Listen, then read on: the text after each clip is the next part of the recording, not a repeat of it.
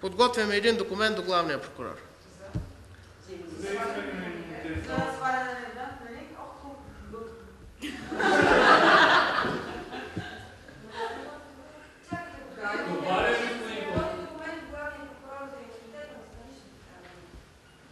Наблюдаващия прокурор е преценил, че е необходимо разрешение за започване на разследване по отношение на лице с имунитет, за което и в момента подготвяме доклад до главния прокурор, в който излагаме аргументацията си.